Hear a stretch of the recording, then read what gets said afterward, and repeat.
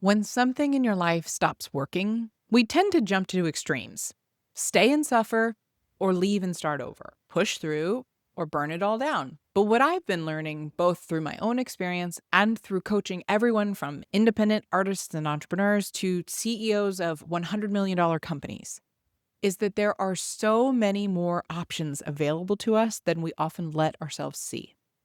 Sometimes the problem isn't the path itself, it's the conditions we're operating under. Instead of asking, do I quit or not? A more honest question might be, what do I need to change for this to actually feel like it works for me? I like to think of this as redefining your conditions of satisfaction. Most people don't need a new life. They need permission to live the one they already have differently. If you were to stay on your current path, what would be non-negotiable for you to feel fulfilled? More creative freedom? More rest? More autonomy? More self-expression? And what have you been tolerating that no longer feels aligned? Because sometimes the shift isn't in what you do, it's in what you say yes to and what you finally allow yourself to say no to. Maybe it looks like saying no to opportunities that don't feel true anymore, saying yes to projects that light something up in you, even if they don't make sense. Maybe it looks like creating something on the side so the thing you love doesn't carry all of the pressure. Maybe it looks like adjusting your hours, your expectations, your pace, so your life actually has some space for you inside it. And maybe, yes, for some of you, it will mean leaving. But that doesn't have to be the only option. It doesn't have to be the first option. And if you're listening to this and thinking, okay, I know something needs to change, I just don't know what that looks like yet. This is exactly what I walk you through in one of my free resources called CEO Capacity Creator. It helps you get really clear on what actually matters to you right now, where your energy is going, and what boundaries or shifts would support you in building something that feels aligned, not just impressive. So if you want a place to start, I'll link that for you in the show notes too.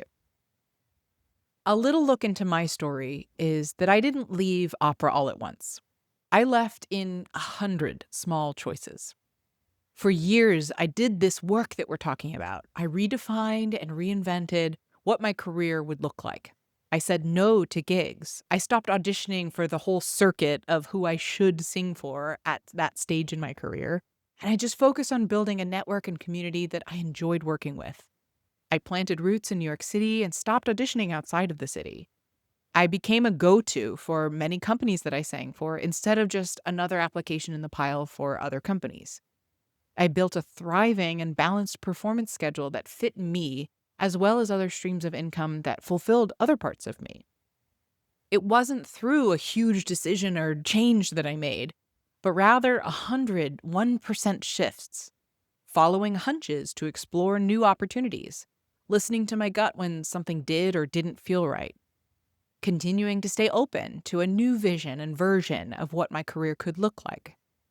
That was really working up until the pandemic hit and a year of my contracts were canceled. It was totally outside of my control, but what I realized during that time of change and reflection was ultimately that I didn't miss opera. I didn't want it like I used to. It wasn't my dream anymore. I could have kept doing what I was doing, and I believe it would have been fine.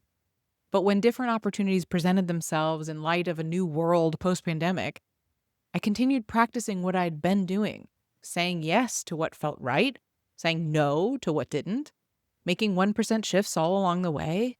And the fact is that that led me away from opera and led me to where I am today, with a beautiful growing family in a home that I love, with professional and creative freedom, as well as financial success, and a life still filled with music, but in a different way. My creative spirit didn't die. It's alive and well and has found all sorts of new outlets that I never would have expected.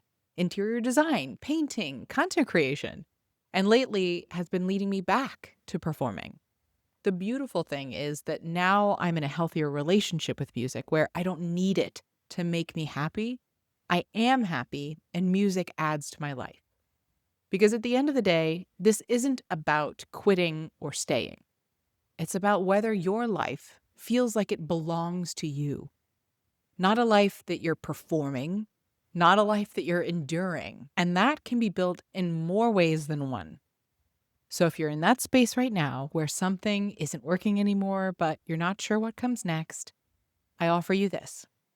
You don't have to make a dramatic decision to make an aligned one. You can start small, more honestly, more intentionally. You can begin by asking, Whoop. You can begin by asking, where do I feel better? What would feel better from here? If nothing about your path had to change overnight, but you could change the way you engage with it starting today, what's one shift that would make it feel more like yours again? And if you're open to sharing, I'd be honored to read your answers in the comments. And with that, we've come to the end of today's episode on the Contentment Creator channel, where we looked at what it's really like to quit on our dreams or examine what it would take to stay with it. Whether you caught the whole episode or one of our segments, either way, thank you for making it all the way to the end, and I hope you are subscribed so you don't miss another episode. Join me in my mission to turn a world full of content creators into a world of contentment creators. Bye, y'all.